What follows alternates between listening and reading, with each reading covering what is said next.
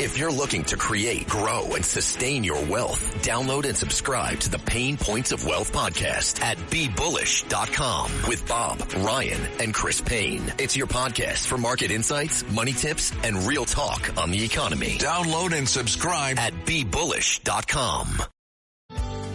Getting ready to step into your career era? Set yourself apart with Adobe Creative Cloud Pro for students. Hone your skills with apps like Photoshop, Illustrator, Premiere Pro, and more, powered with the latest in creative AI. Students save over 55% so you can build a portfolio you're proud of. Launch your future with Adobe Creative Cloud Pro for students. Visit adobe.com/students to learn more. The Roger Stone Show on the Red Apple Podcast Network. Welcome back. Thanks for joining us on the Roger Stone Show. So, the New York Attorney General, Letitia James, as well as former FBI Director James Comey, have both been charged with crimes in the Eastern District of Virginia. The Wall Street Journal yesterday wrote extensively about both cases, but specifically the James case. And they also covered the Comey case, but they failed to note that the previous U.S. attorney, who was essentially fired by President Donald Trump, I mean, technically he resigned, but he resigned ahead of being canned, failed to disclose to the court and the public that he had a stunning conflict of interest. He failed to disclose that his father-in-law, his wife's father, was the godfather to James Comey's daughter. That same individual, his father-in-law, had represented FBI Director James Comey as a private attorney. On that basis alone, Mr. Siebert, Eric Siebert, the U.S. attorney, should have recused himself, but did not do so. Now, the Wall Street Journal also incorrectly reported that he was appointed to the U.S. attorney's position by the two U.S. senators. He was appointed by Donald Trump based on the recommendation of the Virginia Governor Glenn Youngkin, but the two Democrat U.S. senators, different than virtually any other U.S. attorney in the country, both acquiesced in his appointment. And when he was not confirmed by the Senate, the federal judges in the Eastern District certified Eric Siebert as the U.S. attorney, which should have been a sign right there that he had a stunning conflict of interest and was a deep state operative. Now, Abby Lowell, the Democrat criminals defense attorney of choice, is arguing that the indictment of Letitia James is without foundation. Letitia James, who has prosecuted people for the exact mortgage fraud crime that she herself currently stands accused of, claims that there is no evidence of that crime, or, pardon me, that's really not her defense. Her defense is, it's not a crime because Donald Trump doesn't like me. Joining me now to help break this down, probably one of the best fraud investigators in the country, Sam Antar. He's a former certified public accountant whose own career trajectory took a remarkable turn. He went from being a perpetrator of crime. He was the mastermind of the Crazy Eddie fiasco. Remember, Crazy Eddie was a major consumer electronics chain in the northeastern United States in the 1980s. He was a key figure in one of the decade's largest security fraud schemes, but he played his debt to society, and upon his rehabilitation, he has redirected his expertise towards forensic accounting, leveraging his firsthand knowledge of financial fraud to help combat white-collar fraud among both corporations and politicians. His unique perspective and his technical expertise have made him the expert. You can follow his reporting at whitecollarfraud.com. Sam Antar, welcome to the Roger Stone Show. Thank you for having me on, Roger. You obviously saw this Wall Street Journal piece yesterday. As I said earlier, I don't get my news from the Wall Street Journal, a once great publication, but for the same reason I don't drink out of the toilet. Once in a while you get a decent editorial out of them, but their news reporting is really not reporting. It's distortionism and propaganda by and large. But let's kind of review the case against Letitia James, because the Wall Street Journal continues to insist that there is no case and that Bill Pulte, who is the head of the Federal Housing Finance Administration, who made the criminal referral based on publicly available documents that anyone with a computer and half a brain can find, that there is no case. So is there a case here, Sam? Yes, there's absolutely a case. And let me just add that Letitia James' lawyer, Abby Lowell, is looking to dismiss the case, claiming that prosecutors found insufficient evidence, specifically Eric Siebert, the former U.S. attorney in Virginia. Also, 4 amicus briefs supporting Ab Lowe and his client, Letitia James, were filed saying exactly the same thing. They found insufficient evidence. Well, let's go back. I started looking into this in February. I found financial disclosures on her financial statements to New York that didn't match property records. There were 2 mortgages on her financial statements that weren't in the property records, and it caused the property to be leveraged at almost 2 times the value of her stated value of the property. What I also found was a second mortgage that she bought the house as a second home, whereas on her financial disclosures to New York State, it was an investment property. And I can go on and on and on. She bought a property in Virginia, another property in Virginia where she claimed that she was going to be the principal resident. She was never the principal resident. Joe Lewis and I have gone through all of her Brooklyn property, 10 falsified mortgage over a period of 20 years. Joe Lewis also pointed out that about 40 years ago, she bought a house with her father, but when she did the mortgage, it was husband and wife. Now, all of that information has been available to Eric Siebert and more. In other words, he's had access to the mortgages. He has access to the bank documents. Joe Lewis and I, we provided it in black and white, as clear as day. We linked to every document.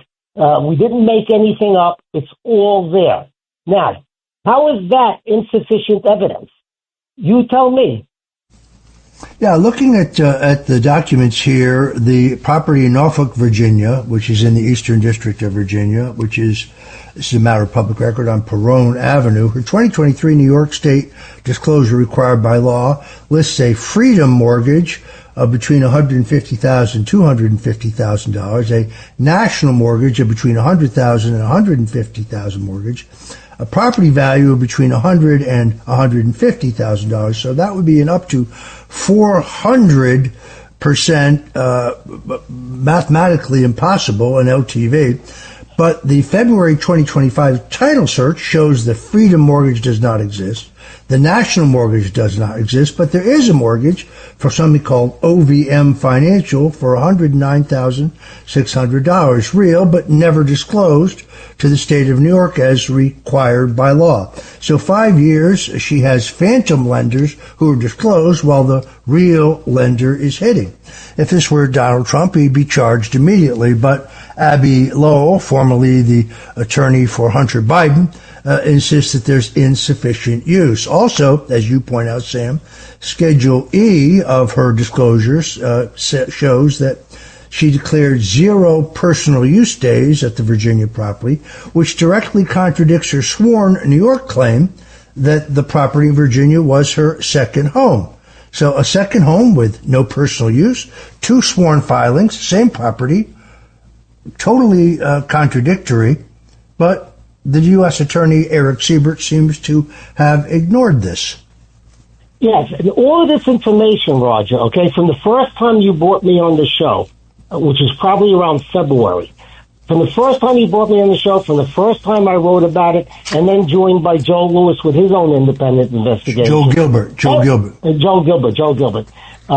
Every single document was made available to the feds. Plus, the FBI had subpoena power. In other words, they can interview witnesses, and ultimately they did find that she falsified her insurance policies on one of her properties, claiming that it was a primary residence when she bought it as a second home. Another fraud. All of this information was available to Siebert. It's not a big secret. It's public records. It's in the public domain. And for him to claim, or for them to claim that he said that there was insufficient evidence is basically cowardice on his part.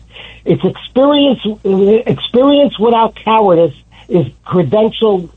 I'm sorry, experience without courage is credentialed cowardice. That's what it is.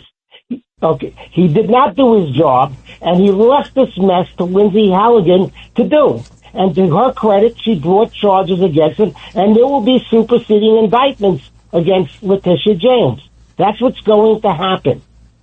Most legal experts tell me that when you have a crime such as mortgage fraud and bank fraud, there's almost always downstream additional crimes such as tax evasion and insurance fraud. As you point out in your most recent article, there's also a second property in Norfolk, Virginia, bought in August of 2023 at a price of $250,000, roughly $240,000, with a mortgage of $219,000. That's 91% of the value. But the real kicker is, in August 2nd of 2023, James tells the lender, a company called Sterling, that is not her primary residence, and that loan application was rejected. Then 15 days later, she signs a sworn declaration. This is not a check-the-box form, but a drafted declaration that says Sterling will be her principal residence, and then the loan is approved. The truth is, she never lived there a single day. She never disclosed the property between 2023 and 24 as required by law. She never disclosed the mortgage between 23 and 24, which is required by law. Her "it was a mistake" excuse came later only when she was caught red-handed. And that mistake seems to me to have saved her over $100,000. This is intentional occupancy fraud in writing. But the U.S. Attorney, Eric Siebert, because I guess she's a liberal Democrat, he decided just to look the other way. Incredible. Incredible. Like, let's take downstream, okay? The feds had access to her income tax returns, right? They subpoenaed them. They got them, because how do we know that? Because there are references to her income tax returns on the indictment. I didn't have access to it, okay? And the income tax returns proved the case. She said that she never had a personal day on a property that she bought as her second home. And in order to get a second home mortgage, you have to occupy the property at least 183 days a year. She did not occupy the property. The feds also had access to her insurance policies, where it claimed that she was going to be the primary occupier of that property. But it turns out that she never set foot in the property. So here is what's going on. The evidence is there. The evidence is in black and white. The evidence doesn't lie, but Eric Siebert did lie. And this is what the problem is.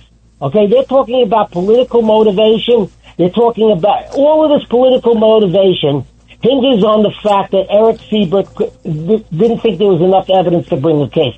I am telling you that's BS. Eric Siebert had more than enough evidence to bring a case. He just chose not to. That is what the situation is. The press just takes innuendo and amplifies falsehoods, but that's not going to change the facts on the ground. Since 1982 to today, she has falsified at least 13 mortgages that we know of. She's falsified at least 6 financial statements to New York State. She's falsified a multitude of insurance policies. She's falsified a multitude of income tax returns. If that's not fraud, I don't know what is. Yeah, this is not Trump. It's not Lindsay Halligan, the very capable woman who's denigrated by the Wall Street Journal as a quote-unquote insurance lawyer, ignoring the fact that she was a senior partner and head of the civil litigation department of a major law firm. They denigrate her also because she's quite attractive, as well as being a very sharp lawyer. It's funny because in my trial, I was specifically prohibited from the judge from pointing out that every one of the prosecutors in my case had worked for Hillary Clinton, and that I had written The Clintons' War on Women in 2015, the definitive book outlining all the heinous crimes of Bill and Hillary Clinton, but I was not allowed to argue that I was either being selectively prosecuted or that the prosecution of me was based on political motives. Will the judge in Letitia James' case prohibit her from raising those arguments, or better yet, will they prohibit the attorneys for FBI Director James Comey from arguing those defenses? Somehow, I really doubt it. I'm Roger Stone. You're listening. He already has permitted, Roger, I don't mean to interrupt you, but he already has permitted them to make those arguments. First of all, there's motions to dismiss based on those arguments, and there's amicus briefs supporting the defendants in those cases. He allowed those amicus briefs to be entered into the record. There are two standards of justice in this country.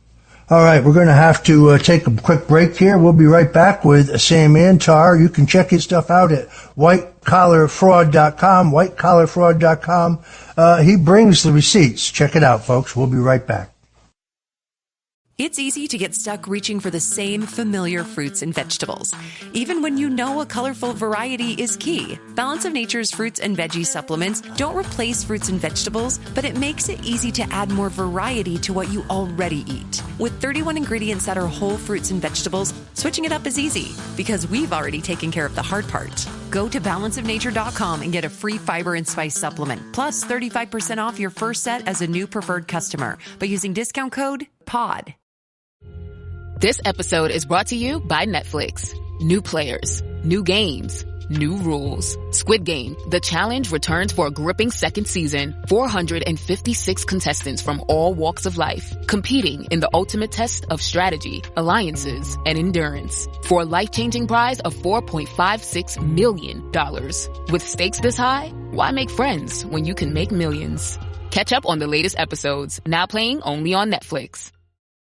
This is a real good story about Bronx and his dad, Ryan, real United Airlines customers.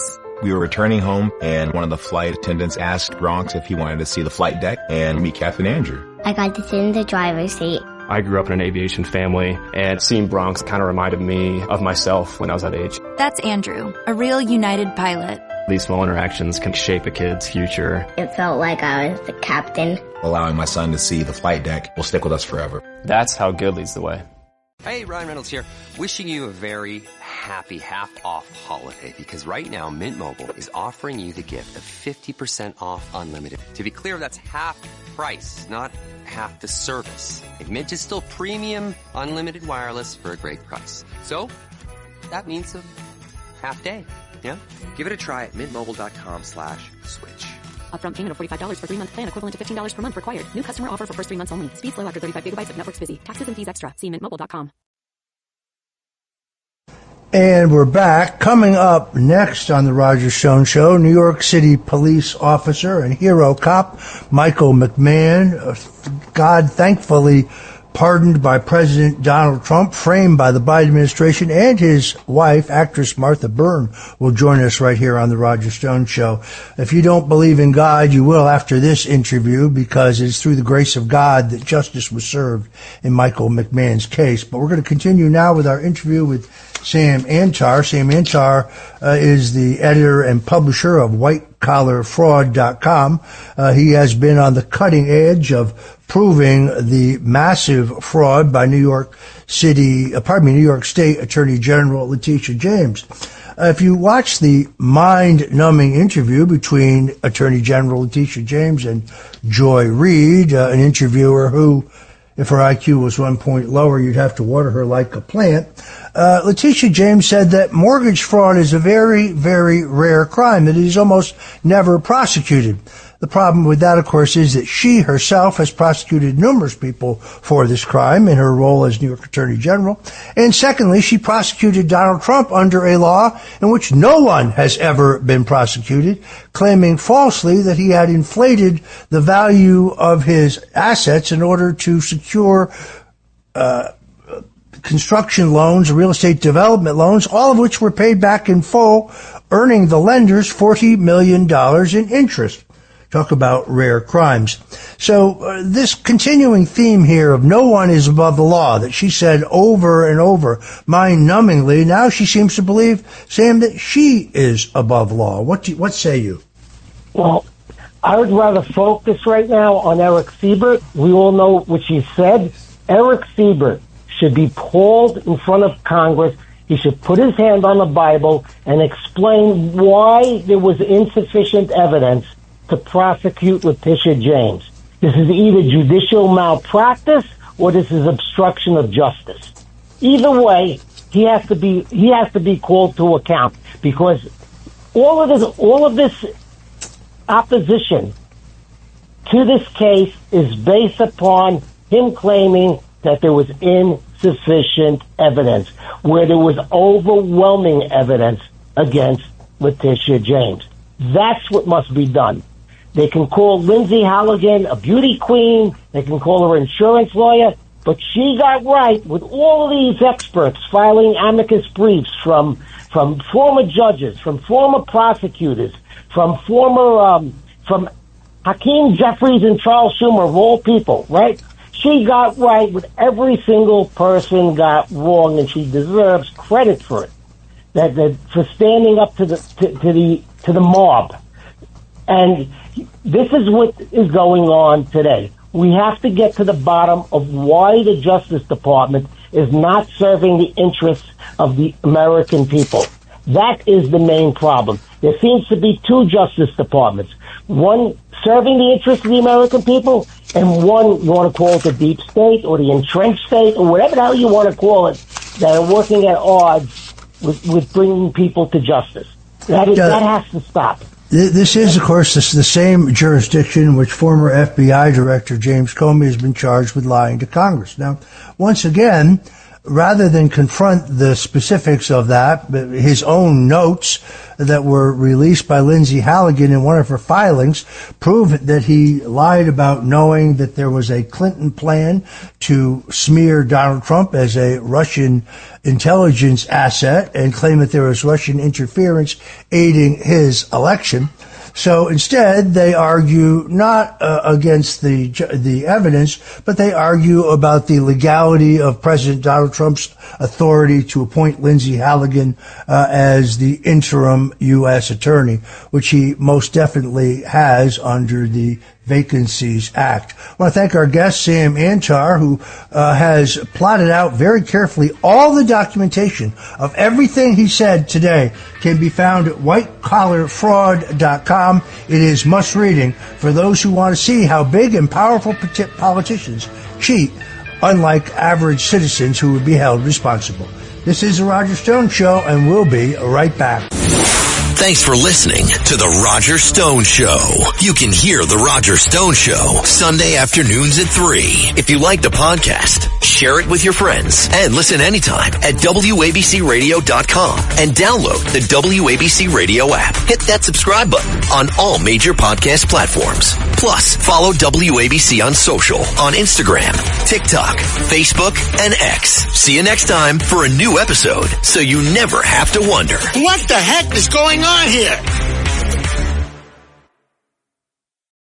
If you're looking to create, grow, and sustain your wealth, download and subscribe to the Pain Points of Wealth podcast at BeBullish.com with Bob, Ryan, and Chris Payne. It's your podcast for market insights, money tips, and real talk on the economy. Download and subscribe at BeBullish.com.